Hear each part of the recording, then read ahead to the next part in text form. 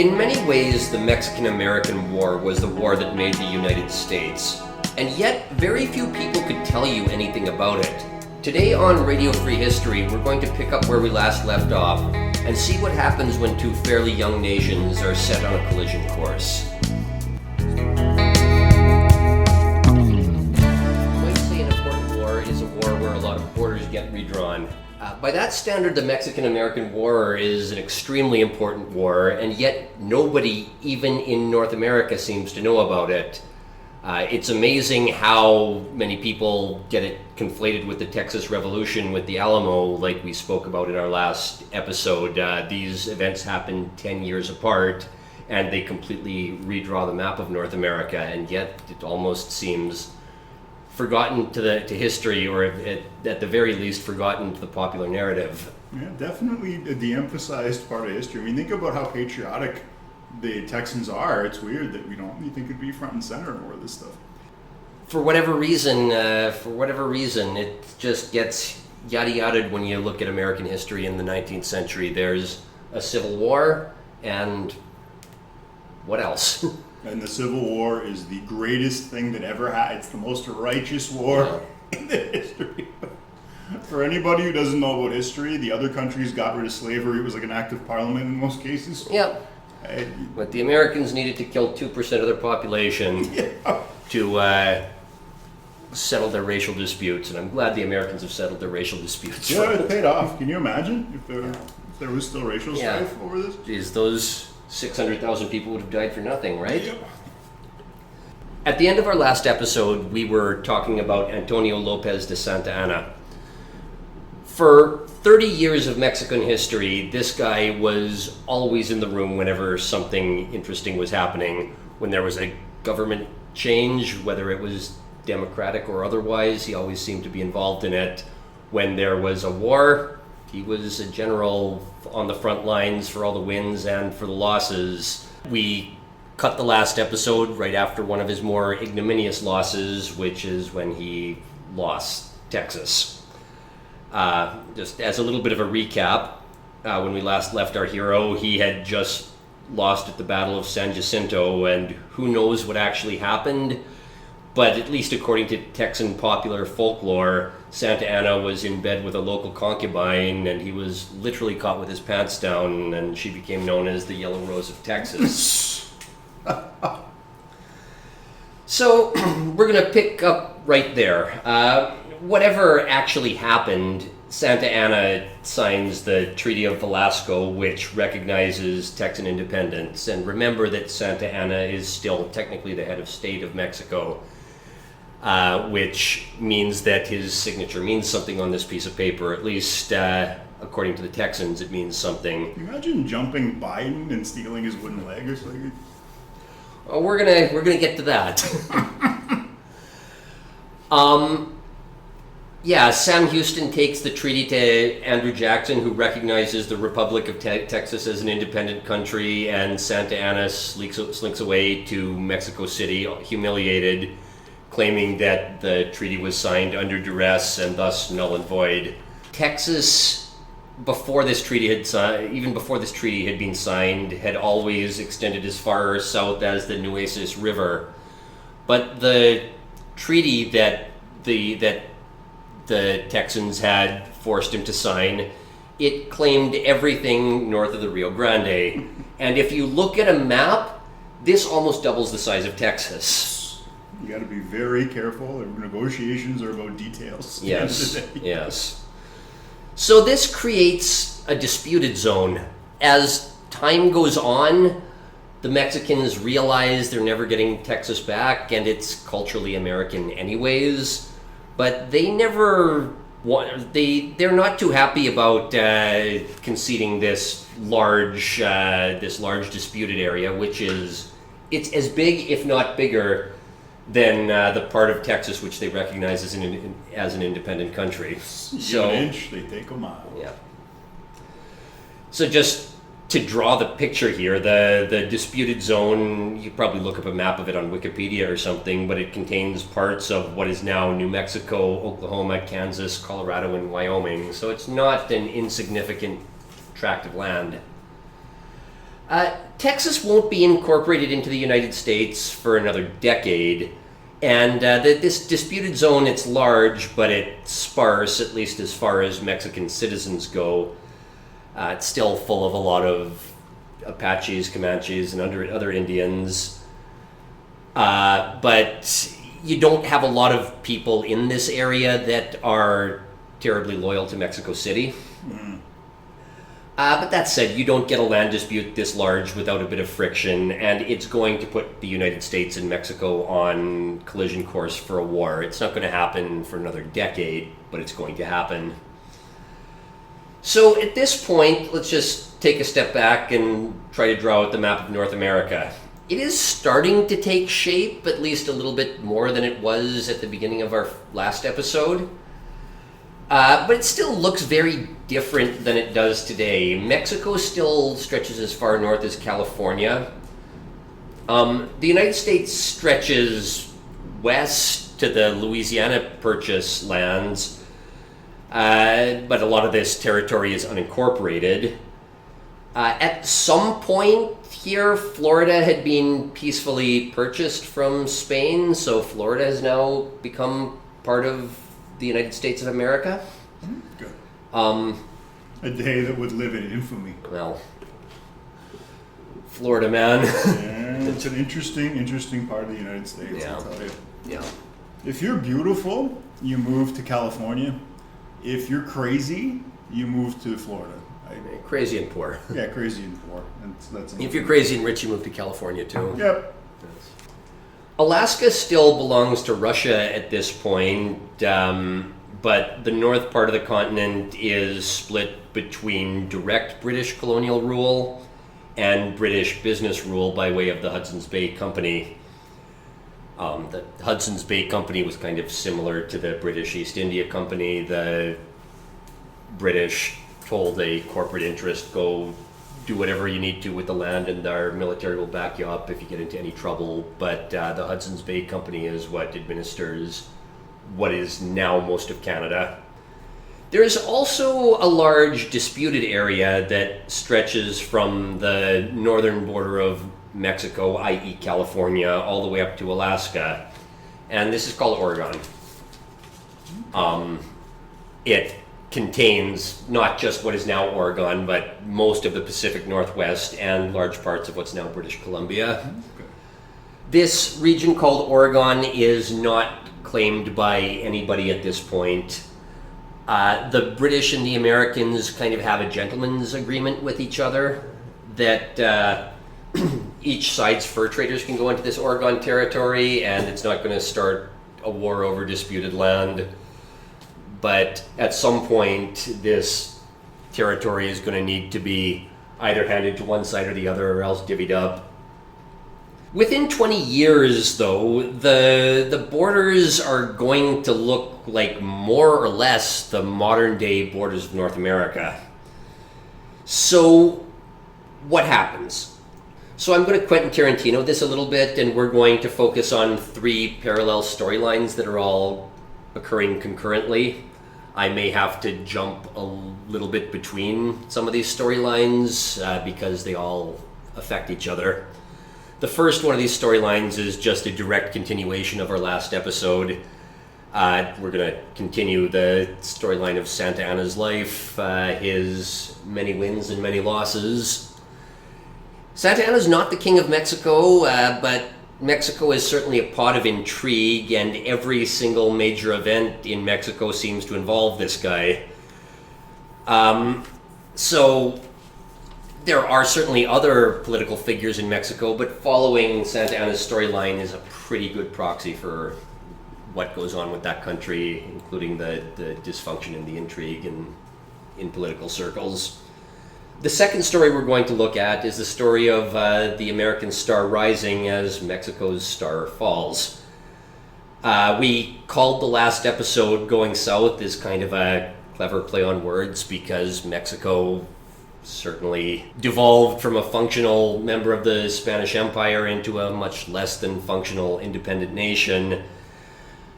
This episode is going to be a little bit more literal. I'm going to call this episode Going West because we need to look at the era of manifest destiny in the United States, even though that term was largely after the fact, post hoc propaganda that had been used to justify things that were already done. But at least at some point, the Americans have their eye on westward expansion. Do they ever? Well, it's funny that in the 20th century, American culture is all about freedom and independence. And they completely forgot the fact that for 75 or 80 years, the whole focal point of American culture was westward expansion. They need another project like that. Yeah, they need to I go think to they the do. moon again, maybe. I don't know. So, Yeah, idle hands are the devil's playthings. like your neighbor who, like, if he doesn't have like a woodworking project, he does drugs. Yeah. That's how I feel That's an about apt analogy. That's how I feel about Americans. The third story is the story of British imperial ambitions in North America. And this goes farther than just what becomes Canada. And while Britain does not directly participate in the Mexican-American War, they still are the global dominant power at this point. And their ambitions are very much going to affect the way things pan out. But a little bit of business before we get started. We'd appreciate it if you could like and subscribe on YouTube or wherever you get your podcasts. If you're willing to help us out with a donation, we appreciate it. Go to ko-fi.com/radio-free-history or else subscribestar.com/radio-free-history. So, starting with our first storyline, Santa Anna. So looking at the life and times of Santa Anna, we're going to take one step back to a little bit before the Texas Revolution, because something very important happens that's going to come into play in today's episode. If you missed our last episode, I'm going to do a quick recap. Remember that Mexico has a liberal constitution at this point, and when I say liberal, that just means a decentralized government where the power doesn't mostly reside in Mexico City, as opposed to conservative, meaning centralized. I know that though the words liberal and conservative have all sorts of connotations in modern politics. Do they ever? But yeah, as far as Mexico in the early 19th century goes, liberal means decentralized, conservative means centralized. The leadership changes over and over after elections, after disputed elections, after coups, after military campaigns where the head of state hands off power for a few weeks while he goes and quells a revolution in some indigenous village somewhere. If you look at the Wikipedia page of Heads of State of Mexico and look at this era, you'll see that the presidency changes hands something like 50 times in maybe 30 years. It's ridiculous. Just as an indicator, Santa Anna himself has 11 non-consecutive stints as president in his life. 11. We had Obama for 8 years, and he got one health care reform through. Yeah. Like, imagine like having a government like just for even if everybody's competent. Imagine having like just that much changeover. Like, oh, what a nightmare. Well, you're constantly looking over your shoulder because if a different political faction wants power, they don't need to wait till the next election. They need to wait till they can raise a militia. And I'm guessing it's like you're not thinking about like long-term infrastructure projects. I don't know whether they were thinking about it or not, but they didn't get them built. No pyramids from this period. No. The infrastructure does get built. We'll go over it in a future episode when the country finally says, you know what, fuck it, we're going with a military dictator for 30 years. Yeah. That's the only time things are slightly functional. It's the only time that the roads and the railways get built. And then the country goes right back into dysfunction after that. But that's a future episode. Something to be said for a firm hand. Yeah, well, in some parts of the world, yes. The 1828 election, we spoke a little bit about that in our last episode as well. It was extremely hotly contested. As I mentioned in the last episode, it eventually ends with a conservative ruler named Anastasio Bustamante. And when I say it eventually leads with a conservative leader, I mean after a couple of coups, but that's where the dust finally settles. Still as a bit of a recap, Santa Anna is a liberal at this point. He decides to raise an army and overthrow Bustamante and put his liberal puppet in charge, who then proceeds to piss everybody off, at which point Santa Anna changes sides to the conservatives and raises another army to overthrow him. It's nice having a scapegoat. So, yeah, in the last episode, we were keeping a little bit of a running tally on the number of Mexican leaders who Santa Anna played a role in violently overthrowing, and we've gotten up to 4, including the 2 we just mentioned. We're going to keep adding to this tally in this episode. So, I mean, that's the 10,000 feet view, is that he is a liberal and then violently overthrows a conservative. Then he switches sides to the conservatives and violently overthrows a liberal. But there is one slight detail in here that we need to look at, because it will come into play later on in Santa Anna's life. In 1828, the guy who's technically elected is named Manuel Gomez Pedraza. He's an army general, but there's just so many riots all over the country that he steps down before he even assumes the office of presidency. The guy who becomes president is a guy named Vicente Guerrero. If you listen to our last episode, we briefly mention him as part of the Army of the Three Guarantees, but don't really worry that much. It's not terribly pertinent to what we're talking about now.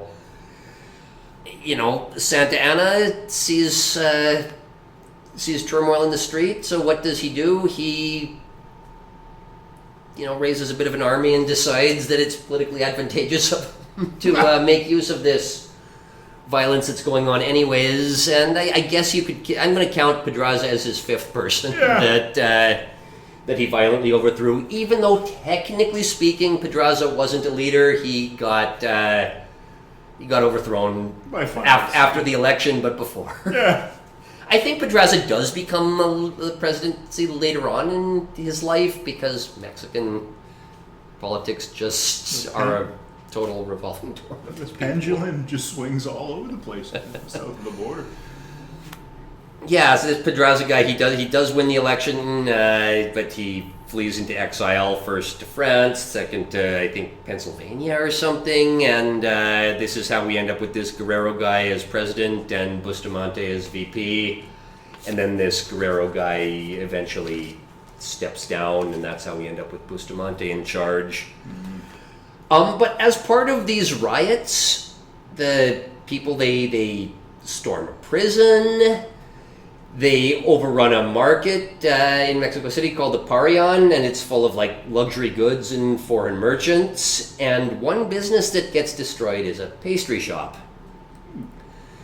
And the French owner, it's a French expat who owns this pastry shop, he feels he's entitled to some compensation if a bunch of people burn down his shop and the Mexican military can't stop it. So pays taxes. Yeah, he eventually writes the King of France, who by now this is Louis Philippe, because Les Miserables has happened. Yeah, the king doesn't actually see the letter until a few years later, right around the time of the Texas Revolution. The French government had a number of other grievances with Mexico. For example, the Mexican government had executed a Frenchman for piracy, so the French weren't too thrilled with the Mexicans at this point. Plus, more importantly, this is probably the real reason for the turmoil. Mexico was charging higher tariffs on the French. Money talks at the end of the day. Always comes down to economics. Yeah. And I mean, at the end of the day, Mexico is in debt after having to fight the Texans, and the French just decide to invade. And this scuffle is called the Pastry War, because French newspapers were running stories, propaganda stories about this poor baker who was just trying to make cakes and Mexico or whatever the hell he was selling at his shop. Another example of like we have to go in to protect these poor local ethnic brothers. Yeah, no. So there's all these articles in the French newspapers about this poor French baker whose shop is overrun by the Mexican hordes. And I mean, even though 60,000 pesos is probably a drop in the bucket for France's grievances with Mexico, this is really what they focus on. Now, keep in mind, though, that Santa Anna had just lost to the Texans. And he had left politics in disgrace. He had returned home to Veracruz. And the French sent the Navy to settle the Pastry War. And Veracruz is the big port on Mexico's Atlantic coast. So that's where the French Navy is going to invade. Bustamante is back in power at this point because, again, these people they're just a carousel that just keep coming back and coming back. Bustamante refuses to pay the French. The French general gives warning to the citizens of Veracruz that they've exhausted all peaceful means, and France starts bombarding the fort. They beat the shit out of Mexico in this war. France does win the war, but again, the propaganda is almost as important as the outcome. Because even though the Mexican general does capitulate, even though France occupies the fort, there is a general in the area named Santa Anna who offers his services to the government, this government's Bustamante at this point, who Santa Anna had already violently overthrown once, but that's just the way things go in Mexico. It's just how they roll. Santa Anna does launch a counterattack. It fails, but it does some damage. But more importantly, Santa Anna gets a leg full of grape shot, and it has to be amputated. So even though France wins this war, even though Mexico has to pay out its debts to France, Santa Anna's popular image is rehabilitated because he's a guy who lost his leg in the service of his country after he had just lost Texas. I mean, you'll see this is just a running theme with Santa Anna, is that this is a guy whose career should have been over a lot of times, but he just manages to keep coming back. Santa Anna re-enters politics. Bustamante at one point makes him the interim president, because, again, it's just violently overthrowing you. Just you bury the hatchet. Yeah, I'm back in power now. You lost your leg. Why don't you just be my VP? But let's just review everything. Santa Anna's played a role in overthrowing the viceroy. He's played a role in overthrowing the Mexican emperor for a liberal republic. He has violently stopped the winner of an election from taking office. As a liberal, he's overthrown the conservative president. As a conservative, he's overthrown the liberal president. He is resigned in disgrace. He's come back as a hero amputee, and he is now the interim president on the side of the conservative faction. Freaking Terry Fox. Yeah. Yes. The turmoil hasn't stopped yet, and at one point, the liberal faction captures Bustamante at the National Palace. They hold him hostage, and in the resulting skirmish, Bustamante is eating dinner as a cannonball flies through the wall. So again, Santa Anna is the interim president as a conservative. The liberals are deciding to, hold the conservative president hostage. What does Santa Anna do? He switches sides to liberals again. And overthrows Bustamante a second time. So we're up to 6. Even though this is, I guess, a repeat. I'm still counting that as 6.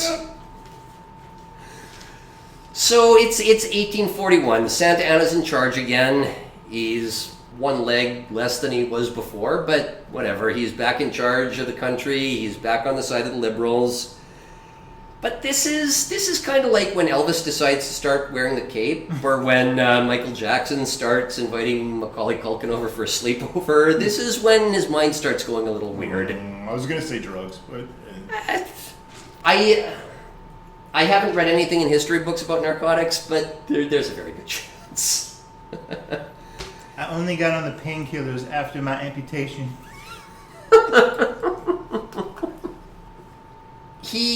After he lost his leg a few years earlier, he buried his leg at his ranch in Veracruz, which is weird enough as it is. Now that he's the president of the country, he digs up his leg and gives his leg a full military funeral. In a coffin made out of crystal. Oh, shit. This guy's just, yeah, okay. Yeah, no, so yeah, He people might have been on drugs. Yeah. It seems like, people give speeches, cannons are fired, there's foreign diplomats present for this, the whole 9 yards. It's the same thing as when in mid-century Germany. Yeah. Everyone's just like, oh, we're doing this now? Yeah, Yeah. okay. Everyone.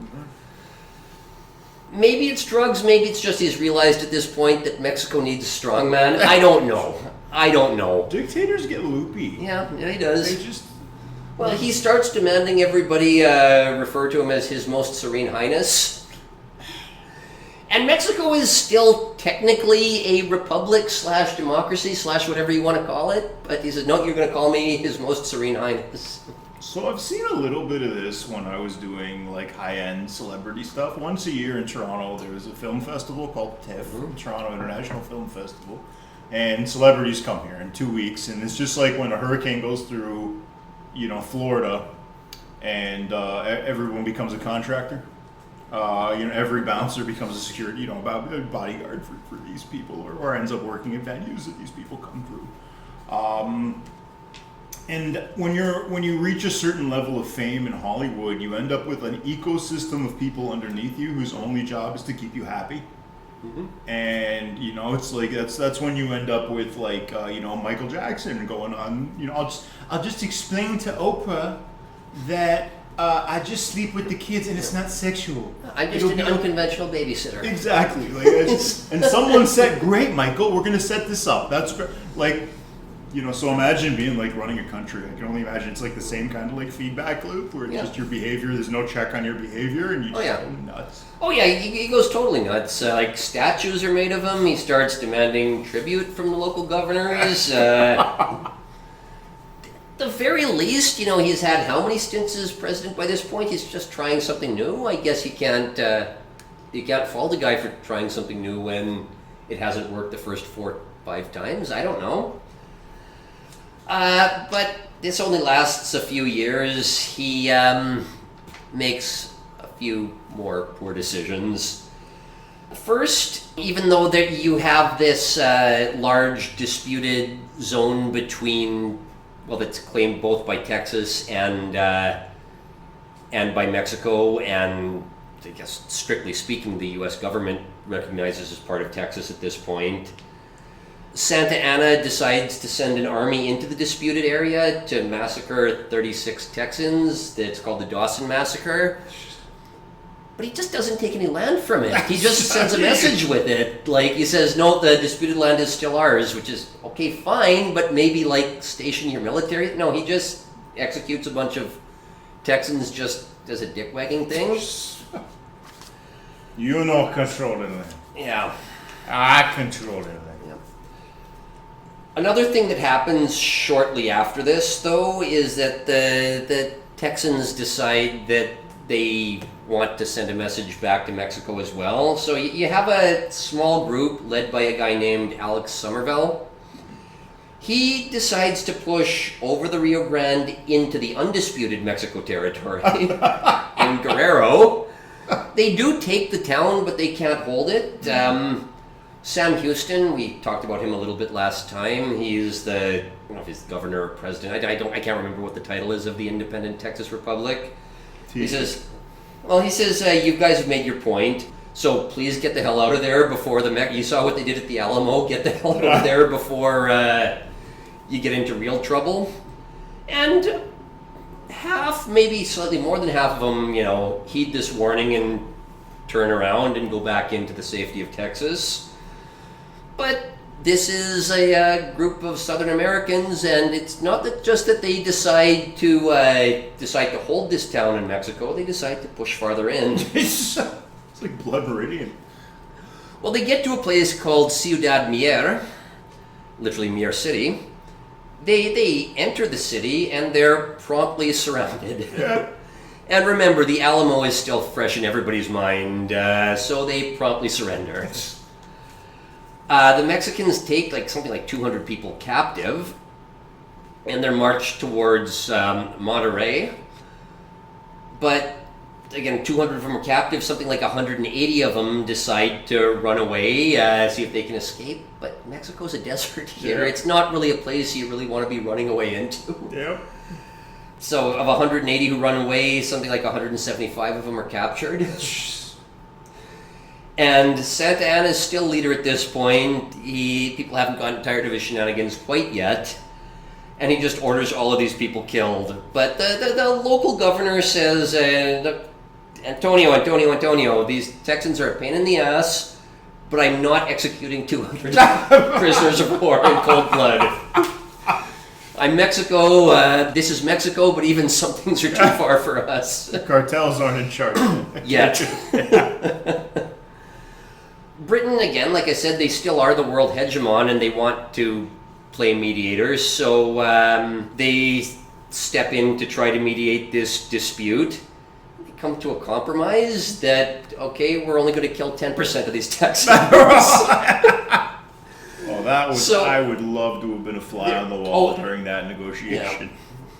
You can tell it's 50%, 60%. Oh, I love the British guy trying to mediate the dispute. We'll just kill 18 of them.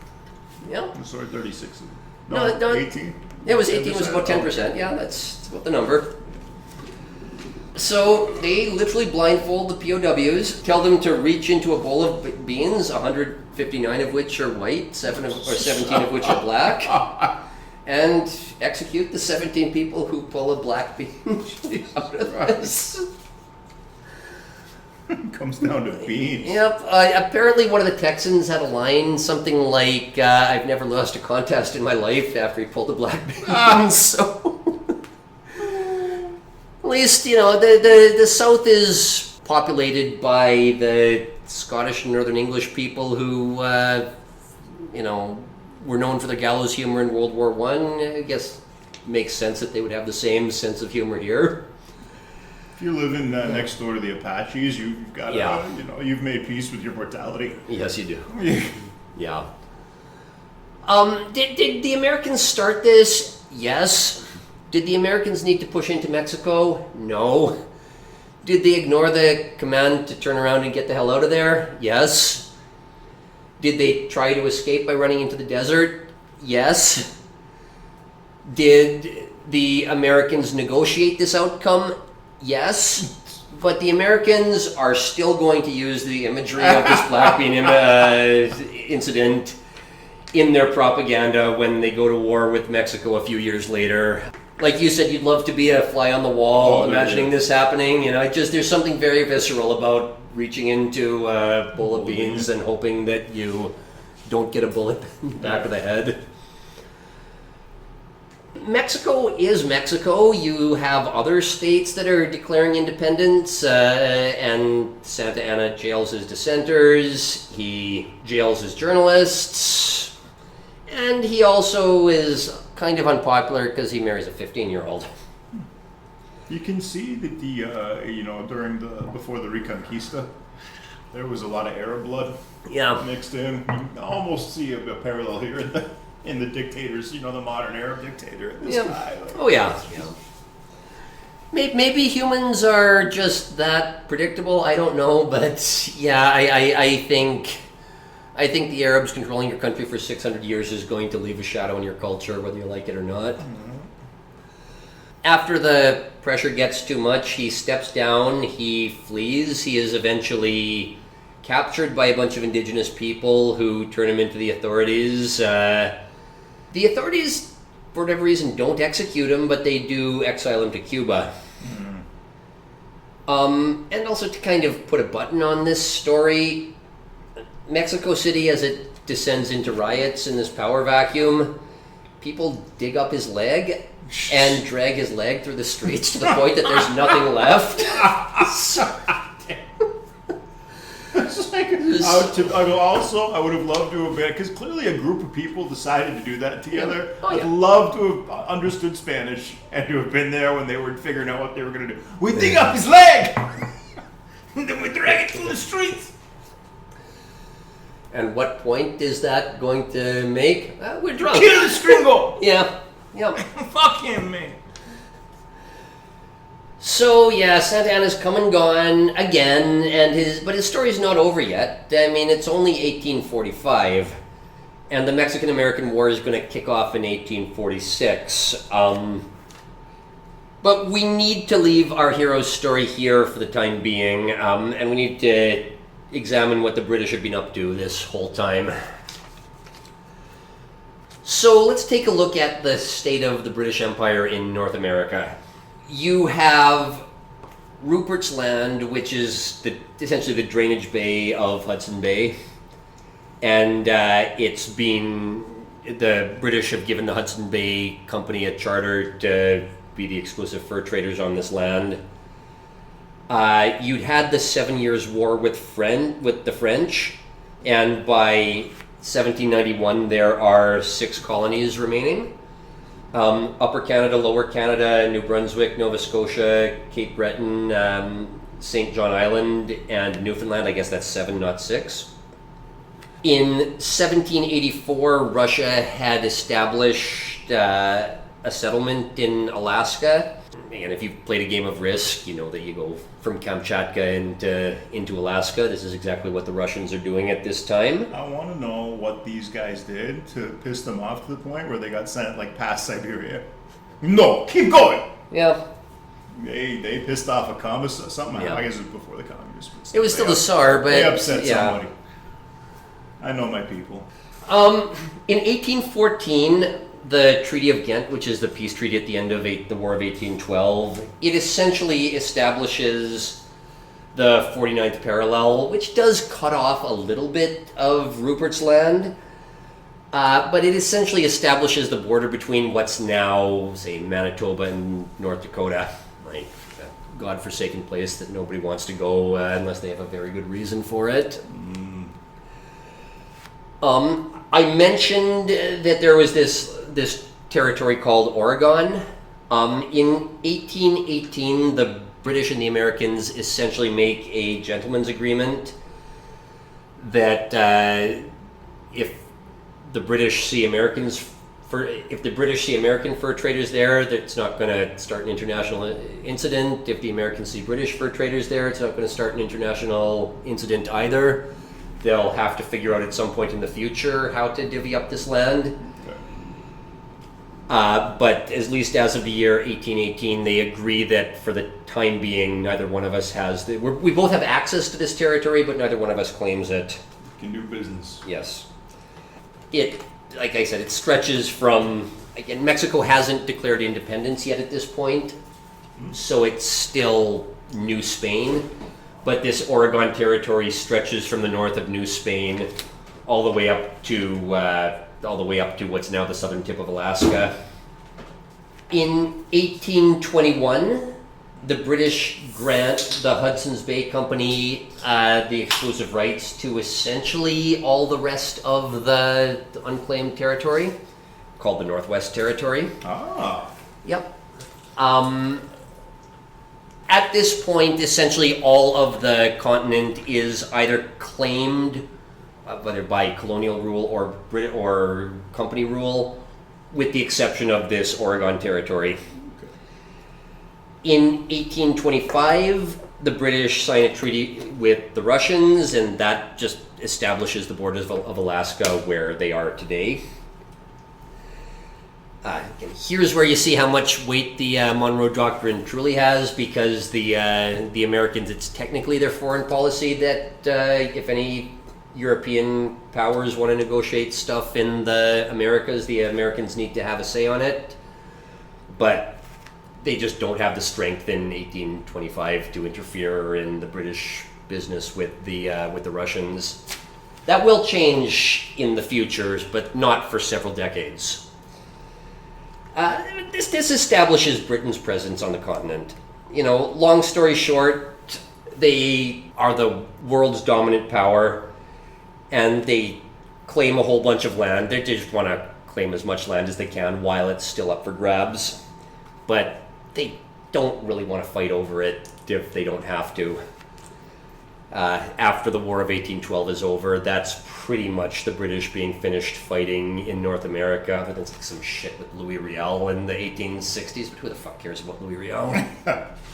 By the 1830s, though, the British do have their eye on something, and that's called San Francisco. It's what we now call San Francisco. The British do have their eye on what's now part of the independent Mexico. Not that they want to go to war with Mexico over it, just that they would like to purchase some of this land because San Francisco would be a pretty nice port for the British to control. So that explains why the Spanish names stop about that. Yep. Oh, yeah. Yep. So, even though the British only want a chunk of what's now California, this region that's known as California starts becoming a little bit more important on the geopolitical stage. So what is this magical California place? Well, it had been claimed by Spain for centuries, since I think the 1500s, and at one point Francis Drake claimed it for England, but he never set up a permanent settlement there, so, that's as good as the paper it's written on. But for a long time, Alta California is just this massive chunk of land in what's now the southwestern United States, covering about 4 or 5 current states, but it was mostly empty for centuries. There were a few Jesuit missionaries who went over there to, try to convert the locals. Okay, everybody Catholic? All right, Goodbye. Well, Jesuits always seem to need to push their luck. See, for example, the current Pope. So at a certain point, the King of Spain gets pissed off at the Jesuits, says, "Get the fuck out of California. The Franciscans are going in there next." Eventually, a Franciscan missionary named Junipero Serra pushes north. He founds 8 missions along the coast, at the site of a lot of modern California cities, like San Diego and Los Angeles and Monterey and some of these places.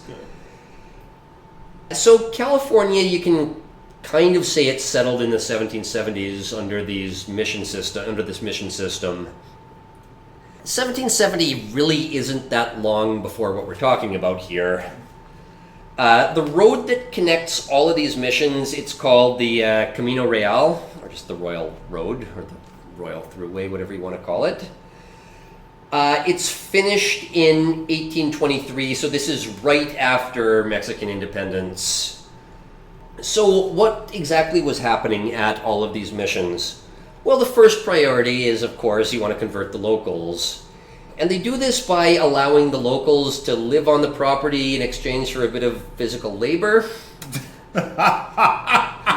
You may be wondering why we act like this is the greatest evil in history when it happened on a cotton plantation in Alabama at roughly the same time, but not in California.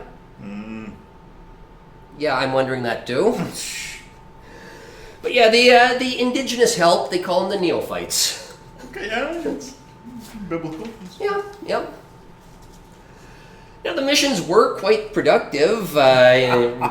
Wine, ranching, orchards, these are all grown on these missions. And these crops just don't have the bad reputation that cotton has for one reason or another. The neophytes are happy for the most part, but there are definitely a few exceptions. Like in 1775, the Kumeyaay tribe decides to burn down the San Diego mission, ostensibly over a sexual abuse scandal, because Catholic clergy. Yeah, they're going to clergy. There's nothing you can do. Yeah. Clergy going to clergy. It's like a constant throughout history. Yes. Lest anybody think I'm picking on the Catholics. No, I'm not saying Catholic clergy gonna Catholic clergy. I'm saying clergy gonna clergy. Yeah, religion gonna religion. It always seems to come down to child abuse. I don't know why. It's just something I've noticed. Yeah. Now, picture southwestern architecture. Like, you might think of just a certain color scheme with the clay tiles on the roof. You know, the image that I'm tried to paint here, like the southwestern Yeah, architecture. You might have thought that was just stylistic, but no, they installed those at the San Luis Obispo mission after the neophytes decided to try to burn it down by throwing torches onto the thatch roofs. Innovation. So that's where that style of architecture in the Southwest comes from. Now, during Mexican independence, though, the Franciscans are on the side of Spain, and that's not going to work out very well for them. Do not follow a man going down, follow a man going up. Yeah, basically, yep. Like I said, no sooner do they establish the whole mission system than the country declares independence. So, there's also a large Chumash revolt in 1824, and in this newly independent Mexico, there's just a decision that these missions have to go, and they call this the period of secularization, where the Indians are freed from these missions and given to the private ranchers. Yeah. So You're free. Go work for the ranchers. you need to work. It's providing a bit of structure. Yeah. I don't see a problem. So, I mean, the very, very, very oversimplified picture is that this Alta California place is sparsely populated and essentially ungovernable. Yeah. You had these rancheros who were given parcels of land. You had the alcaldes. The word literally translates as mayor, but if you were the alcalde in California, you were the judge, you were the jury, you were the sheriff, you were the hangman. You had to wear many hats. I am the state. Just as the Americans were moving into Texas, they are also moving into California at the time during a period known as, at least informally, as the Fur Rush. Oh, Again- that's some board producer's gonna jump on that title. Oh, I'm sure somebody already has. You know the rules of the internet. Yeah, that's fair. Rule 34. Is it 33 or 34? I don't know. Oh, it's 34. Okay. Don't ask me how I know. While Texans were largely invited in by the Mexican government, we talked about Stephen Austin, who was essentially just a big real estate developer developing the land of Texas. The Americans just file in on their own. Most of them arrive by boat. The merchants to get there by boat because they want to be involved in the trade with the Philippines across the Pacific Ocean. And yet we think of the the wagon. Yeah. Well, there is some of that. You certainly get the expeditionaries coming over the mountains, like the Donner Party being one of the more famous examples of that. When you're running out of food, you make your own food. You make choices, my friend. When you're hungry, you make some Yeah. choices that you would not want to make. Yeah. No, but I mean that happens. That does happen during this period. The Americans coming over the mountains into California, but it's not the norm. Most of them are just arriving by boat to build up some of these ports and be involved in the merchant trade. Oy vey. I don't know how many of them are there at that point, but they're always there. Well, there's always a middleman minority, right? Yeah. Throughout history, you're going to have one. Yeah. So another trailblazer who comes in at this point is a man named John C. Fremont. He makes 3 expeditions out to California, and in a little bit you'll be hearing about how he turns out to be a bit of a troublemaker on behalf of the Americans. But at least early on, he's the guy who leads 3 large expeditions of Americans out to the West Coast. Okay. But it still is part of Mexico at the end of the day. There's always a rebellion going on somewhere in Mexico, and California is no exception to this. Especially because while the Mexican army has to be dealing with rebellions close to Mexico City, the Mexican soldiers stationed in California are frequently the last ones to get paid. Oh. So that creates a certain, Resentment. it creates a certain environment for some ambitious people to try to seize power. So it's a very, very brief timeline here. 1828, a governor is appointed. 1831, that governor is overthrown and California is essentially in anarchy. 1833, a new governor is appointed. 1835, he dies. 1836, after a series of unpopular interim governors, a man named Juan Bautista Alvarado, he leads an uprising. California is essentially lawless for a year. He eventually gets Mexico City to view him as the governor officially.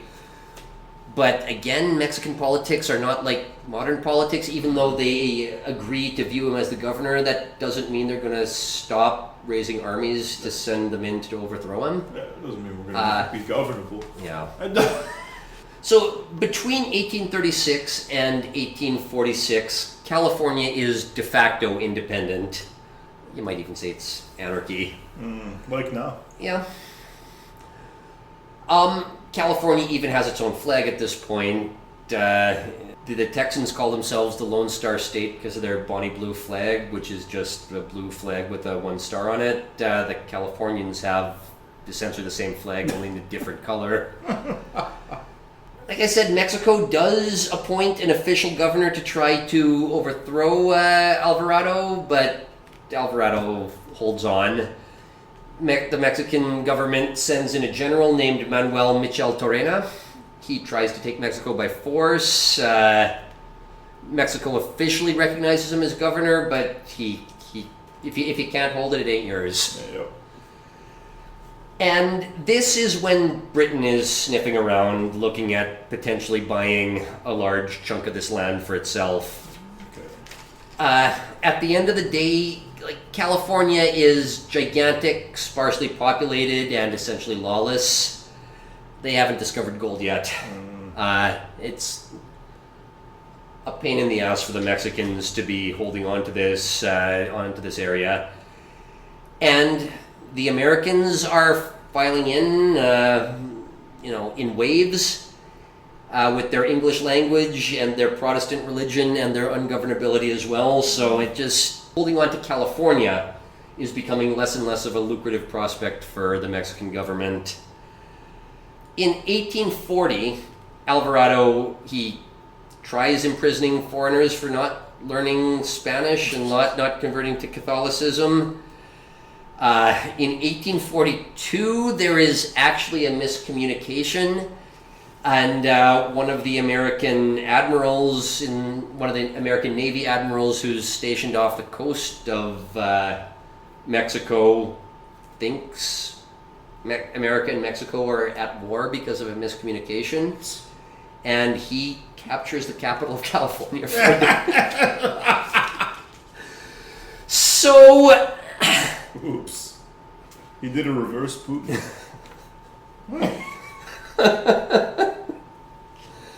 Let's just say there are people who, both in the Mexican government and the Californian government, who would just love to offload this. Not just to Britain, they're also talking to Russia, they're talking to the United States. I think I read one book, even though Mexico doesn't view California as independent, California is talking about selling their own land back to Mexico. Because of course. Yep. In 1845, things settle down a little bit as they find a guy named Pio Pico to be their governor. He is somewhat popular, and he is the guy who's willing to talk to the British. But in 1846, there's rumors that the Mexicans are going to be sending in the army again. But, again, that was a bit of a 10,000 feet view of the timeline. There is one fly in the ointment, though, and that fly in the ointment is that they're dealing with Americans. And this John C. Fremont guy had been kind of given orders from the U.S. government on his third expedition to start some shit. Some Americans rebel. I've read different sources. Some say that Fremont is the guy who eggs them on, instigates this rebellion. I've read a source that says they start the rebellion on their own and Fremont just joins in with them quickly. It really doesn't matter. The important thing is that at some point you have a large group of Americans who capture a barracks at Sonoma. They raise a flag of independence, which is called the Bear Flag, because it's just a primitive version of the current California flag. I don't know if you've seen it. It has one star, a flag, bear, and the words California Republic on it. I thought that was a gay thing. No. Learn something every day. No. It is a San Francisco thing, though. Oh, okay. There we go. Completely coincidentally, though, this is the time that the Mexican-American War kicks off over in Texas. So we're going to have to leave this story as well until we can tie up all the storylines. Just the long story short here, California is essentially anarchy.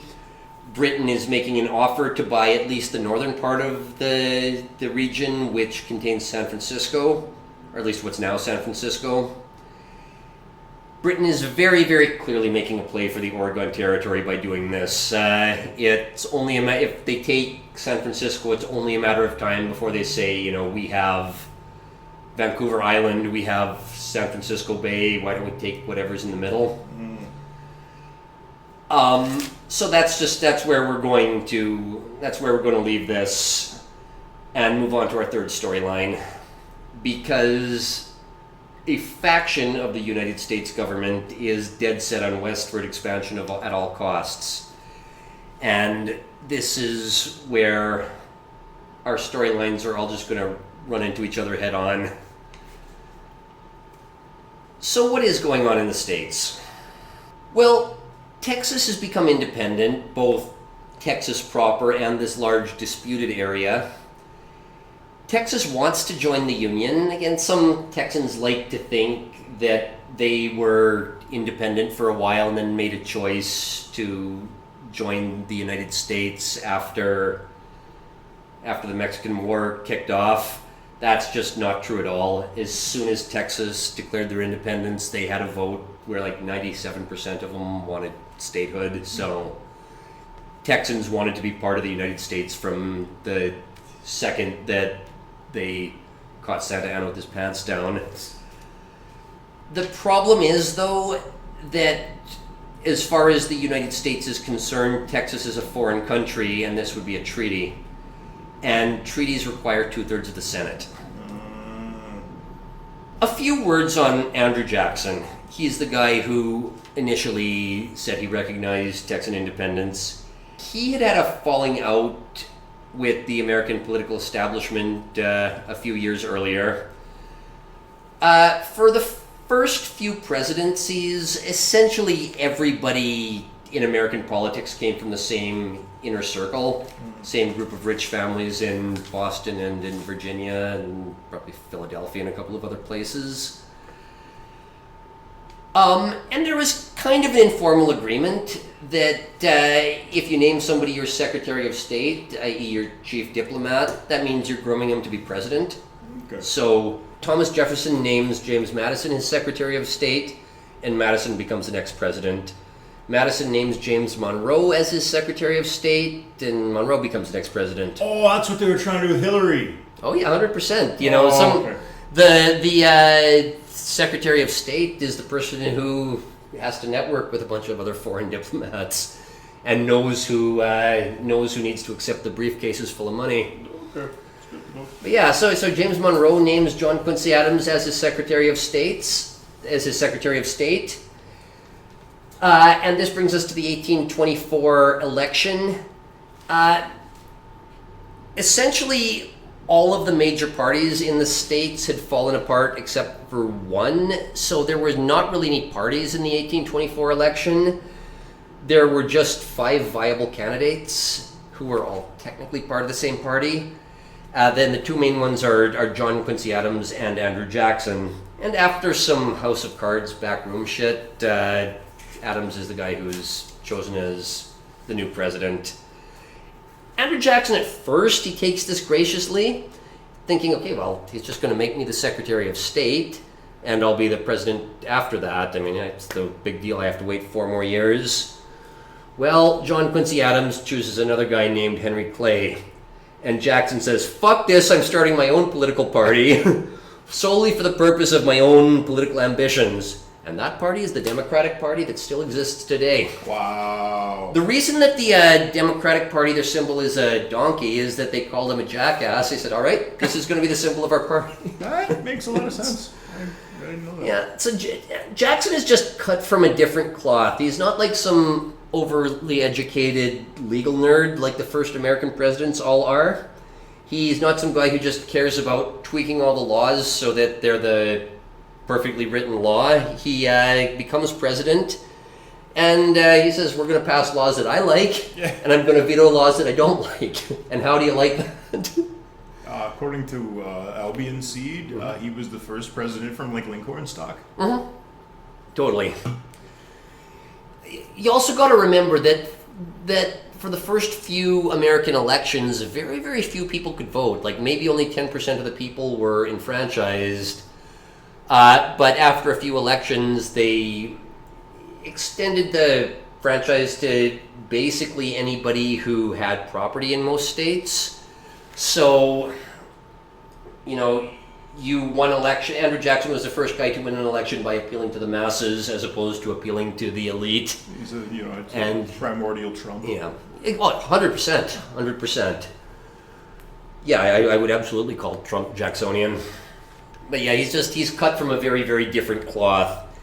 And he makes it his mission in life to just bury this Henry Clay guy. Like Trump. Yeah, yep. Henry Clay is a guy from Kentucky. I think Jackson was from, I think he grew up in Florida, but he was from Tennessee when he entered politics. I can't remember what it was, but I know he was from some other southern state, so there was the interstate rivalry as well as he just decided he wanted to bury this guy. Certain states hate each other. It's really weird. Yep. So Andrew Jackson gets elected, and he does follow George Washington's lead and steps down after 2 terms. He probably could have been elected for the rest of his life, but he does say, okay, it was an American tradition. We're not kings. We do step down after 2 terms. So he hands off, well, his vice president, Martin Van Buren, is the guy who is going to succeed him. But for the rest of Jackson's life, he's basically the guy in charge of the Democratic Party. He's the kingmaker. If you want to be a Democrat, you have to kiss the ring and you have to do stuff that makes Andrew Jackson happy. I would like to say that there was some ideology behind it. No, it's shit Jackson likes is Democratic, and shit Jackson does not like is not the Democratic Party. It was that simple. So Martin Van Buren does get elected in 1836. He becomes president right when Texas declares their independence. But Van Buren is going to just be under the thumb of Jackson while he's in power. Before leaving office, Jackson is going to at least float the idea of Texas annexation, but when Van Buren takes office, this doesn't even go to a vote in the Senate. There's also a little issue of there's a huge recession in the year 1837, which is the year that Van Buren takes power. It's called the Crisis of 1837, and when there's something called a national crisis, when something is going on that people call a national crisis, you're just not going to worry about Texas annexation because you have bigger fish to fry. Can't afford it. No. Another thing, though, that looms large in American politics at this point is the Missouri Compromise. Now, strictly speaking, the Missouri Compromise doesn't affect Texas or the disputed territory. It only refers to Louisiana Purchase land. But it's easy to see how this is going to cause issues. So to maintain a political balance early on, whenever a free state joins the Union, they have to bring in a slave state. Or when they bring in a slave state, they bring in a free state. Okay, that's why there's like a North and South Dakota and shit, right? No, North and South Dakota are in the west. No, those become states a little What are the other later on. ones? Yeah, like just Indiana became a state, and they carved Mississippi out of Georgia, and then Illinois became a state, and they carve out Alabama. And then Missouri wants to join as a slave state, and there's just not enough settlement in the Western territories to create a new state. So what are we going to do for this balance? Well, there's some backroom negotiations. They split Massachusetts into two states, Massachusetts and Maine, so that at least maintains the slave state, free state balance. But one of the things that happens in this negotiation is the Missouri Compromise, which is that Missouri can be admitted as a slave state, but its southern border, the 36.5 degrees latitude, is the line above which no new slave territory can be admitted to the states. And there's not very much Louisiana territory south of this line, so it's, at least at the time that the Missouri Compromise is done, the Americans kind of know that slavery is on the way out, but then then the cotton gin was invented and cotton became a profitable crop. But that's another rabbit hole that I can't go down right now. But if Texas and this large disputed territory were to become American territory, most of this is below this magic parallel line, and it's viewed as a lot of potential slave state territory, even though the Missouri Compromise, strictly speaking, doesn't apply to it. It's very clear that this is looming large in a lot of people's minds. And again, I just want to make it clear, I know I've said this once or twice already, it's not just a little bit of disputed territory. It's parts of New Mexico, Oklahoma, Kansas, Colorado, Wyoming. It's a huge swath of land. And northern senators are not keen on Texas annexation for this reason. Another thing that's happening in American politics at the time is there's a new political party called the Whigs. Just as the Democrats were the party to do whatever Andrew Jackson wanted to do, the Whigs were basically the anybody but Jackson party. Oh, okay. So just look at American politics now. You made the comparison to Trump. Basically, one party is the party of Trump, and one party is the party of everybody but Trump. Yeah. That's exactly what happens. Nothing new under the sun. This Henry Clay guy, who we'd mentioned before, he had already lost a couple of elections, so he wants to be the guy who runs as the Whig candidate in 1840. But the party said, look, dude, you've already lost twice. You're not popular. I know you have a chip on your shoulder about this Andrew Jackson guy. I know he has a chip on his shoulder about you. But we are going to do something brilliant. We're just going to choose a guy from the Midwest named William Henry Harrison.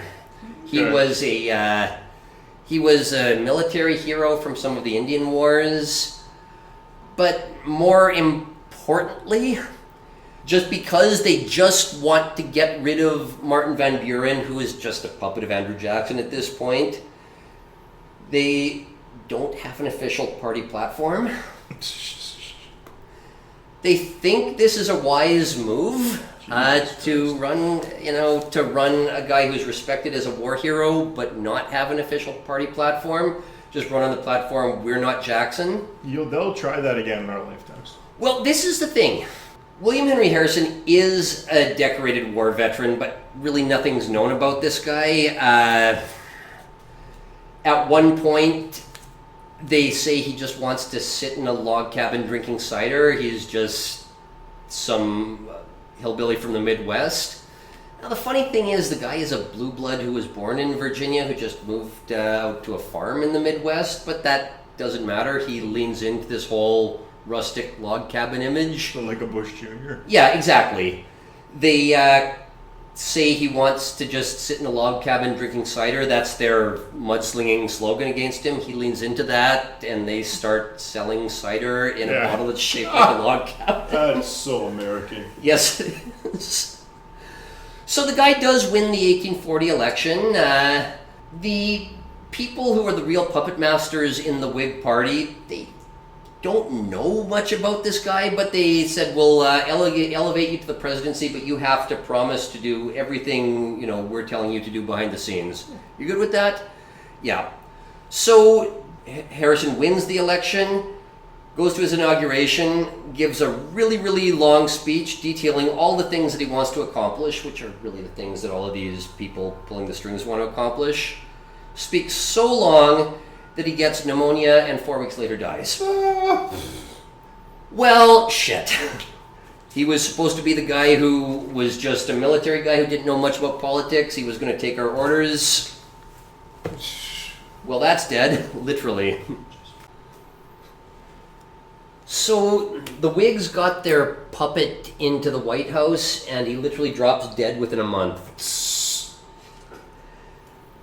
One theory is that he got sick from talking in the cold so long at that speech. There's other theories, like the White House was downstream from public sewage, but whatever happened... The swamp's a swamp. Yeah, whatever happened, the guy who was poised to be the perfect Washington puppet drops dead, and even worse... Henry Clay and the puppet masters, they hadn't really given any consideration to who was going to be vice president on this ticket. Mm-hmm. And a man named John Tyler, he accedes to the presidency, and he is the worst thing for these people because he turns out to be an independent thinker. Uh-oh. Somebody screwed up. John Tyler is obscure even by the standards of U.S. presidents. If you were to ask people to, name as many presidents as you can, he's probably the one who most frequently gets forgotten or people don't know about him in the first place. I've never heard of this guy. Yeah. It's not completely fair. He was sometimes called His Excellency, and because American politics are American politics, they would, to his face, still call him Vice President Tyler. Call him the acting president. We'll have to go over this some other time, but one of the things Henry Clay really wanted was to create this big federal system, including a large national bank. This is turning out to be a running motif in some of our episodes here. But Tyler's a guy from the South. He says, no, fuck this. I believe in states' rights. I don't want to centralize anything. What are you, nuts?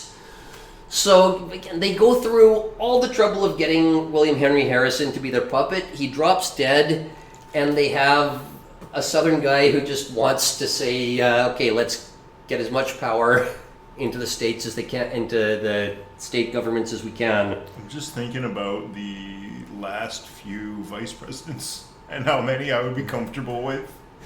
Yeah. In the seat of power, I can't think of any that I would. John Tyler's not a bad guy. I mean, he puts the kibosh on this large centralization plan and this plan to have a big national bank. And he's promptly expelled from the Whig Party. The Whigs go through all this trouble of getting a president, and immediately they kick him out.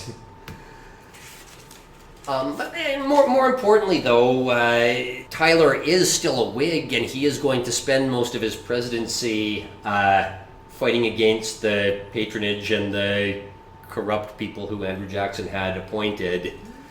So I don't think it's that fair that this guy has died in obscurity, at least as far as U.S. presidents go, because I think there have been a lot of U.S. presidents who've been much worse than this guy. You could do a lot worse than this guy, especially now.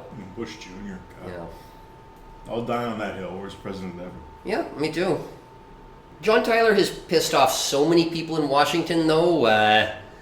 He's pissed off the Democrats because he's against Andrew Jackson, and he's pissed off the Whigs to the point where he's shit-canned from the party.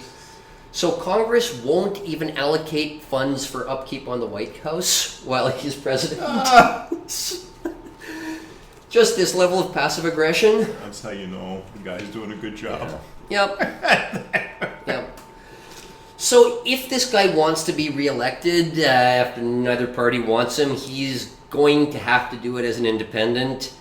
And there's really only one way he can do this, is he has to be the guy who brings Texas into the country. He's got to be the face of Texas annexation. And this is where a lot of the anti-Mexican propaganda starts to appear, and this is where some of our storylines are going to start crossing over. Okay. The Black Bean incident starts appearing in a whole bunch of American newspapers because the American government wants, at least a faction of the American government who's pro-annexation, wants to just portray the Mexican government as these horrible people. Now, to me, I think you could just give an accurate description of the Mexican government. Yeah. You don't gotta lie. But there still is some very deep visceral imagery about having to draw beans out of a bag and getting shot in the head if it's the wrong color. The simpler the propaganda, the more people are going to interface. Yeah, exactly. I mean, it's just the message is we need to annex Texas to protect our Anglo-Saxon kin from these savage Mexicans. Exactly. Yep. But in 1844, this is the year that Tyler's up for re-election, Texas annexation is abruptly taken off the menu, or at least the idea of getting Texas annexation done before the election. Why? Because there's a public reception where there's a large warship going down the Potomac River. The captain decides to, be a crowd pleaser and fire the guns. One of the guns explodes and the shrapnel injures a bunch of bystanders, kills 6. To this day, there have never been more senior U.S. government officials killed at one time than this accident. The Secretary of State, who was in charge of the Texas annexation plan, is one of these guys who gets killed by the shrapnel. Mm-hmm. It also kills President Tyler's personal valet, i.e. his personal Negro manservant. So, as was the style at the time. So yeah, it kills 5 senior government officials and the White House Negro. So I bet you any amount of money, if we Google that guy, there'll be conspiracy theories on the internet being like, they killed him. He was writing a book. I would highly doubt that he could have read at this point, but fair enough. He was dictating a book. Yes. Okay, that's fair. So there's no hope at this point of recovering Texas annexation before the election, and Tyler is just not going to seek office again. Tyler appoints John C. Calhoun, who's just a famous U.S. statesman from the era. He's already served as vice president for 2 different presidents. We'll go over that guy at some time. He's lived quite an interesting life. But he does appoint John C. Calhoun as the replacement Secretary of State just to see what can be salvaged. Calhoun talks to Sam Houston, and Tyler does send the army close to the Texas border, at least as a show of support. But again, 1844 is an election year, so what's going on? Well, Andrew Jackson's still alive. He hasn't kicked the bucket yet. He's getting on in years, but he still is the guy who's the kingmaker of the Democratic Party, and he personally supports Texas annexation. So the Democratic Party is expected to support Texas annexation, like it or not. Is it an intelligent move? We can debate that all day long, but Jackson wants it, therefore if you're a Democrat, you've got to want it. The Whigs hate John Tyler, and they don't want to support his Texas annexation plan, but it is still the hot button topic of the day. So the 2 presumptive nominees are Martin Van Buren, who was the former president. He's planning on running for another term, and Henry Clay on the Whig side, because this guy is taking like a 3rd or a 4th crack at the presidency. The more autistic people among our audience will be saying, hey, wait a second, the president after John Tyler was not Martin Van Buren, and it wasn't Henry Clay. What's happening here? God bless you, ask me. Mm-hmm. So, Martin Van Buren and Henry Clay are friends with each other. I mean, they're of opposite parties, but, in the halls of power, very frequently people can still be making deals behind closed doors. And they just don't want anything to do with this Texas shit show that literally blew up with this big ship gun on the Potomac River. So they meet in private, and they agree that whatever happens in this election, we'll sling mud at each other, but just don't talk about Texas. Whoever wins the election, we'll figure it out after the election, but just don't talk about Texas at all. Well, one way or another, word of this gets around to Andrew Jackson, and he's not happy. Fuck you, you want to make an agreement behind my back? You're finished, Van Buren. You're fucking finished. So the Democratic Party has their national convention to nominate their nominee. And Jackson says, you assholes had better nominate somebody who's going to get Texas annexation done. We're going west or what? So this relatively obscure politician named James K. Polk is the guy who gets put on the ticket at the last minute. And he is going to run his campaign on westward expansion. Remember at the time, because again, we got to jump back and forth between the storylines, the British are fishing for California, and they're very clearly making a play for Oregon. And remember, Oregon's not just the northwestern United States, it stretches all the way up to Alaska at this point.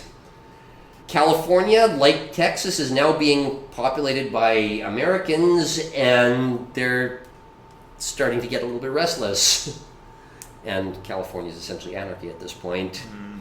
So Polk's campaign is basically, yeah, we're going to take Texas, then we're going to take the disputed area, then we're going to take every square inch of Oregon. The British want California, we're going to take California too. California is still technically owned by the Mexicans. I said we're going to take California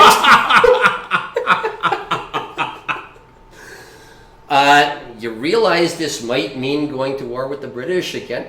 They can come try to burn down the White House. We survived it once. We can survive it a second time. So American. So the lower boundary of the Alaska Panhandle is 54 degrees and 40 minutes north, and James Polk's campaign slogan is 54-40 or fight.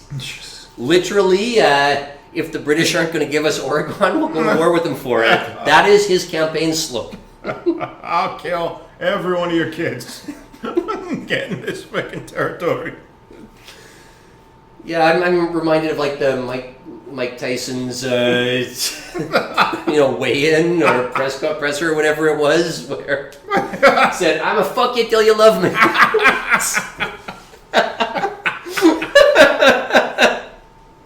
Prison culture, man. Yeah. So the United States, they have their eye on the whole west coast up to Alaska, and the British Empire has their eye on the whole west coast down to San Francisco. So this is going to need to be resolved at some point. So the Democrat, James K. Polk, he wins the election, and because he wins it on the platform of we're going to get Texas annexation done, and Tyler, again, he hasn't really gotten anything done policy-wise as far as his presidency goes, but he wants at least to leave some sort of a legacy. So because the election was won on Texas annexation, he's just going to force through Texas annexation before he leaves office so that it's done on his watch. And this technically requires 2/3 of the Senate to do it, but they decide to find a technicality, something called a joint resolution of both houses of Congress. John Quincy Adams is old at this point, but he is still alive. And historians have found his diary, and in his diary he wrote that, and I quote, "This turns the Constitution into a menstrual rag." Oh, wow. So, Very expressive. well, again, John Quincy Adams is kind of, he's like white hair old at this point. He is like the last vestige of this group of legal nerds who wrote the Constitution. When this generation is completely gone, you're going to have power factions in the United States, and I wonder how that's going to end up. Nowhere good. No. Texas is annexed in the last month of Tyler's presidency, and this means that the disputed area that's claimed by Mexico is now claimed by the United States government as well. Okay. Texas becomes a full state shortly after Polk becomes president, and Mexico doesn't declare war quite yet, but the temperature is most definitely rising. And You're gonna Polk, annex Texas. yeah, well, Piss some people off. Polk gives a speech that the disputed area definitely belongs to the United States. Whether or not they've gone to war over it, both sides are claiming it. Polk does send a diplomat named John Slidell down to Mexico City offering to buy the disputed land and to settle this peacefully, but nobody grants this guy a meeting. The press is starting to publish more stories about the Black Bean incident, and another thing they're publishing stories about is, geez, we sent this diplomat down to Mexico City and they just disrespected him so much that nobody even gave him a meeting. Jesus Christ. Are the Americans fishing for war? Yes, they are. Not But the last time. they would. The optics would be better if Mexico is the one who starts it. And Polk does send a regiment into the disputed zone, ostensibly to assert sovereignty. The guy in charge was future President Zachary Taylor. He was known as Old Rough and Ready because, well, he was known for being a very, very good military commander, but he was a slob who looked like shit when he did it. It just sounds like a brand of condom. Yeah, fair enough. Or a genre of porn. Yeah, Rough and Ready. Yeah, that. Yeah. Oh, I'm sure if I went to Pornhub and typed in Old Rough and Ready, I would not be seeing Zachary Taylor. You should start some awful dating app. Yes, Old Rough. Call it Rough and Ready. A comma makes the difference in something like that. Old, comma, Rough and Ready, or Old Rough and Ready.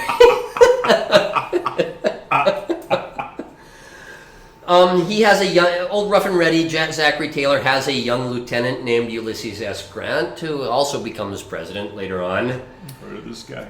Yeah, he leaves the presidency broke, so Grant has to live in his old age by selling his memoirs.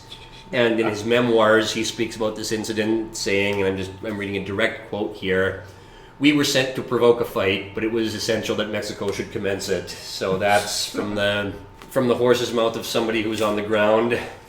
Now, Taylor does little things like blockading the Rio Grande.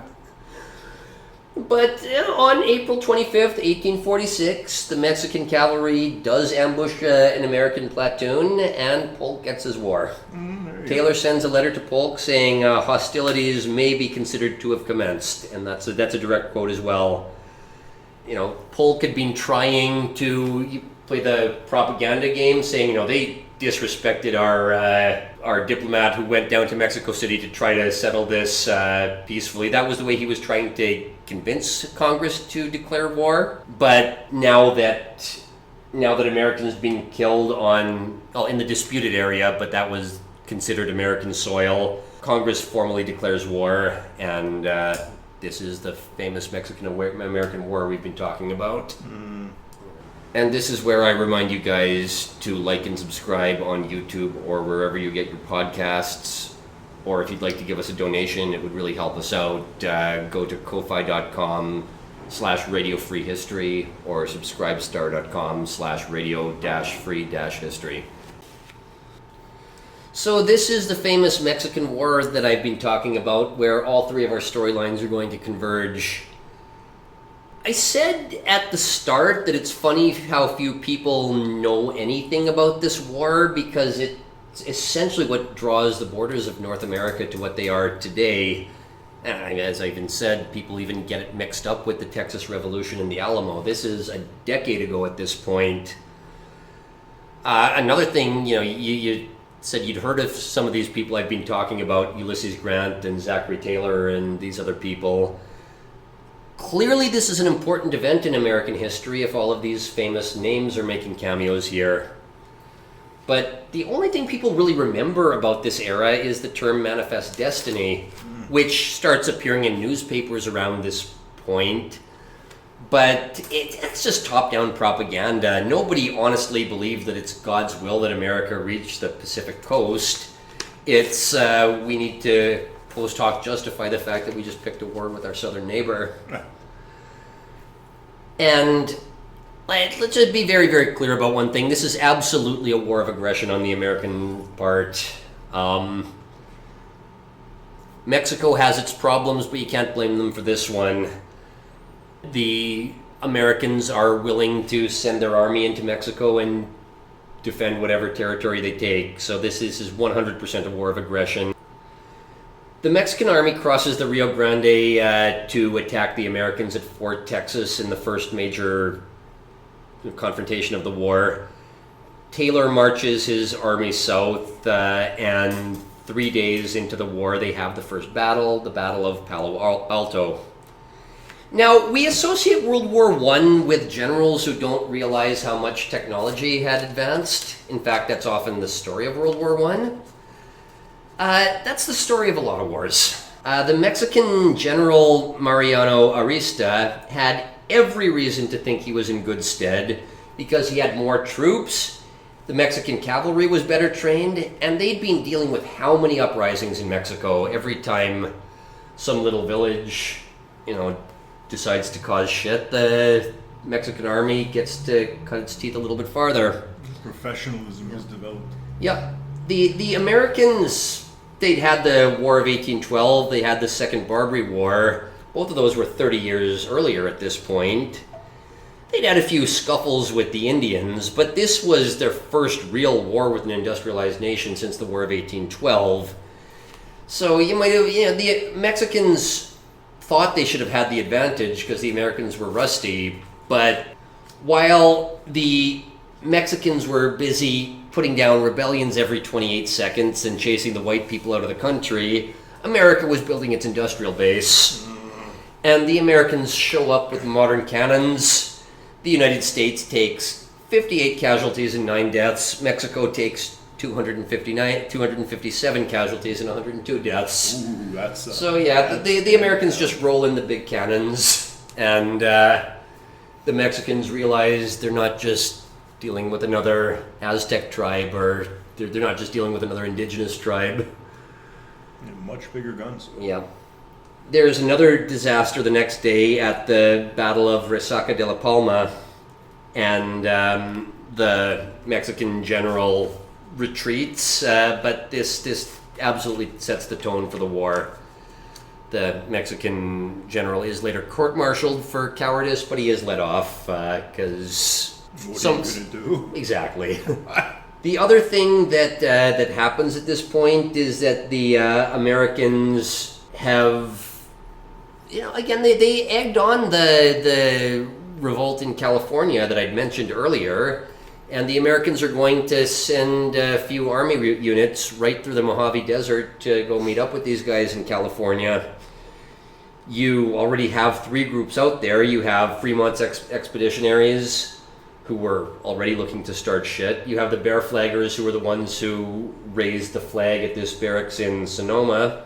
And you have the U.S. Navy, who had ships right off the coast of California.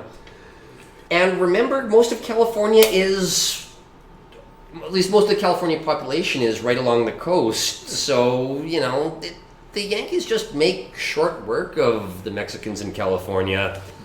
The reinforcements come in over the desert, and they just go straight down the coast.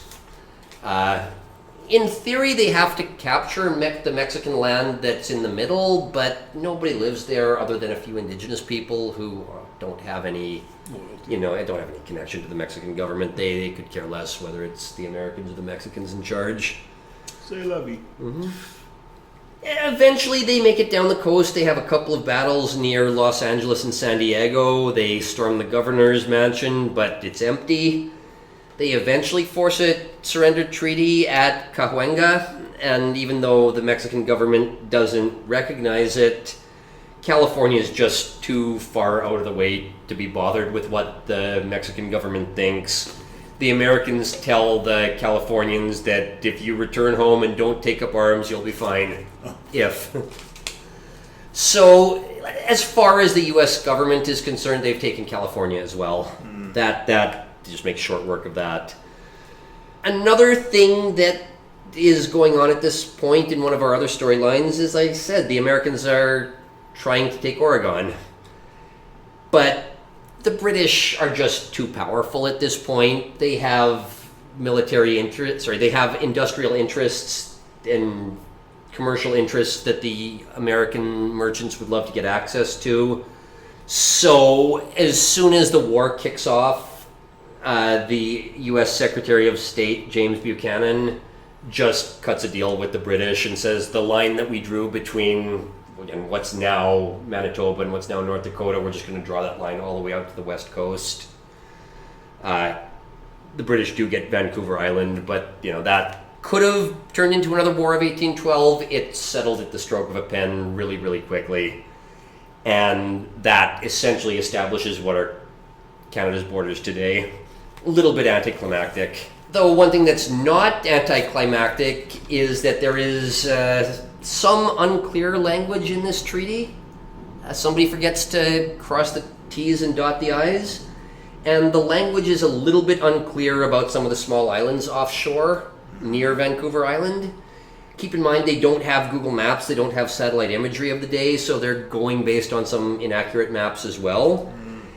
And there's just a couple of small islands in the Strait of Juan de Fuca that it's just not completely clear who controls them.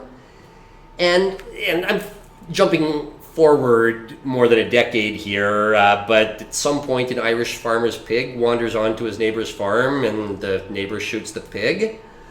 The Irish guy works for the Hudson's Bay Company, the neighbor who shoots the pig is American, and it very, very nearly becomes a war. Pickett shows up. If you know anything about this U.S. Civil War, you'll recognize that guy's name as well. Britain sends 3 warships. Both sides are trying to convince the other side to shoot first, but eventually they decide to back off. And we have something that's informally known as the War of the Pig. Jesus. You're a silly people. Yeah, but this basically ends the British storyline. The borders of the future Canada are now established. Part of it is under direct colonial rule. Part of it's still under the rule of the Hudson's Bay Company, but the borders of British North America are the same as the borders of Canada today. The Americans, they wanted the West Coast as far up as Alaska. The British wanted it as far down and south as San Francisco. They just split the difference. It's an anticlimax, but as some people say, a country with a boring history is a country with a good history, and that's Canada. Yeah. Well, anyways, meanwhile, back in Mexico, old rough and ready Zachary Taylor, he's moved inland to siege Monterrey. Monterrey is a beautiful old colonial city that was built by the Spanish in the 1500s, made of adobe, picturesque, and the Americans are just going to do things like blow holes in walls so that they don't get caught in street combat. And if you've ever watched the movie Team America, this is on brand. The Americans do win. They negotiate a 2-month armistice, and Taylor is ready to march down on Mexico City. But for one reason or another, President Polk sends Taylor a telegram saying, "Hold in Monterrey. We're going to have an amphibious landing in Veracruz, and that's the one that's going to take Mexico City." I've heard conflicting stories on this.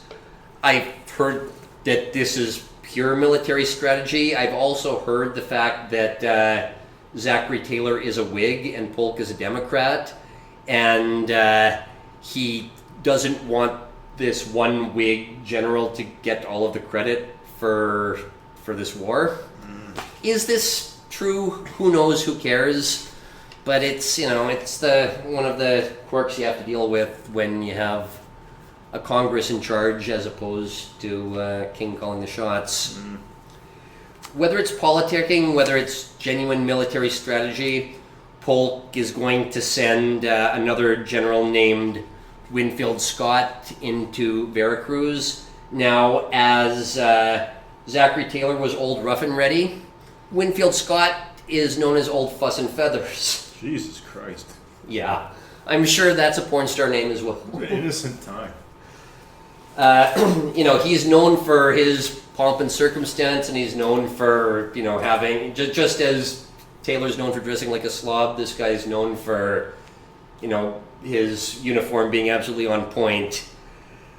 And Winfield Scott is going to launch an amphibious invasion at Veracruz, but Polk has one other brilliant plan.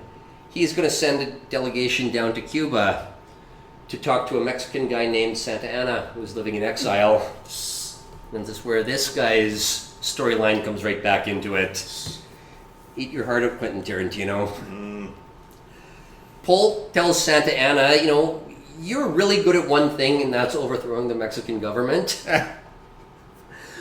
So they let Santa Anna in through the military blockade, and what's the first thing Santa Anna does?